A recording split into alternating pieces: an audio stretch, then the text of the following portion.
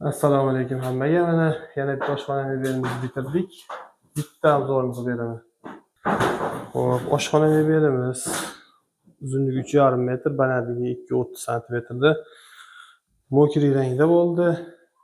Mijozimiz o'zlarini tanlovi bilan tepa-past mokri bo'ldi. Stalishniца oqidan qilib berdik. Shunga mos kafel o'zlari bosishdi. Polniy germetkalar, prinsiplarini mo'ygasigacha germetkalar berdik. Dozatorni qo'yib berdik, geldikini. Xo'p, simsitilni o'zlari olishadi. Gaz plitani joyi, mo'ykani joyi. Xolodilnikni 180 likka mosladik.